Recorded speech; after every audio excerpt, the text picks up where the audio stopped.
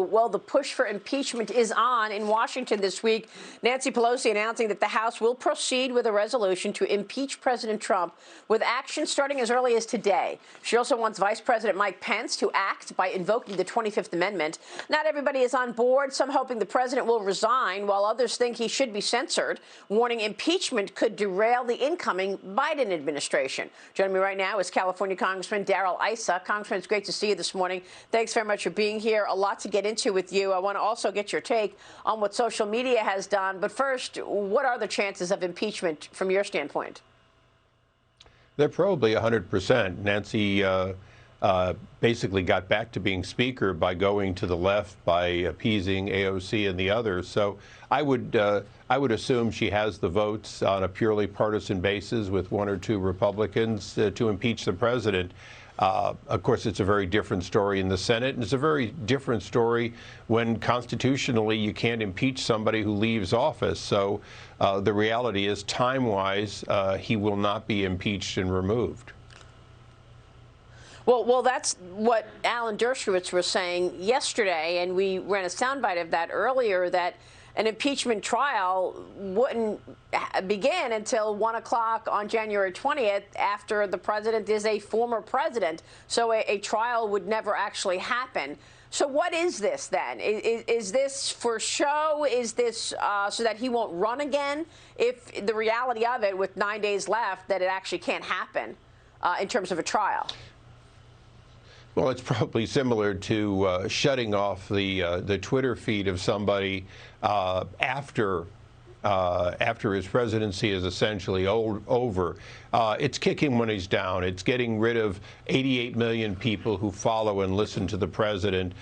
There's no question at all that I think the liberals saw an opportunity, a misstep by the president that they're going to overplay, and they're overplaying it as we speak. They're overplaying a lot of things, including the death of these people on Capitol Hill. It was a terrible event, terrible things. People need to be punished, and of course they're trying to use it to imply that there's only one side that has violence, and completely ignoring all of last year and the unchecked violence from the left.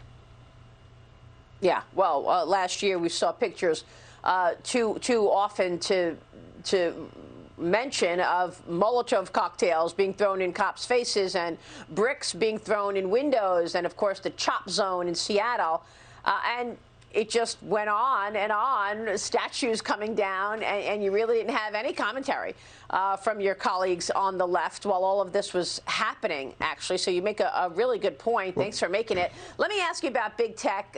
You've worked a lot on the censorship issues and the power and dominance of these companies. That dominance has been on display these last couple of days with a coordinated effort to get Trump off of social media, whether it be Twitter banning the president permanently, or Google and Apple also doing the same, Instagram. And now you've got Amazon saying, well, we're going to pull the servers from Parler. What's your take on what we're seeing from big tech, and what's the remedy there, Congressman? Can anything be done to get that power in check?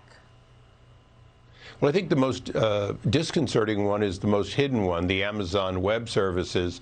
They've basically told everyone, including the federal government, go to us, we'll take care of you in the cloud, we'll be more reliable than your own servers.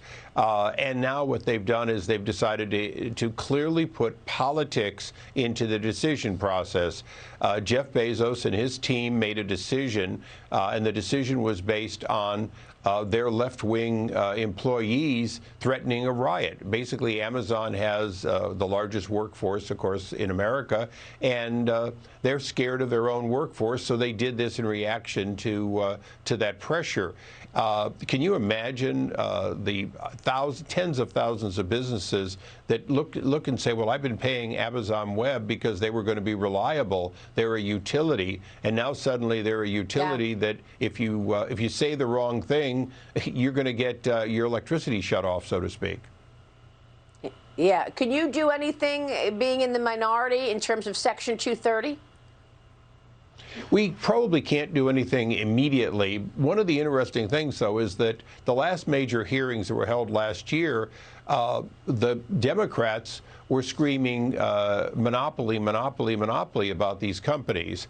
And it's actually their monopolistic power that they're asserting right now. The fact that they can effectively shut down Parler, put a multi-billion-dollar business out of business overnight, it now creates that.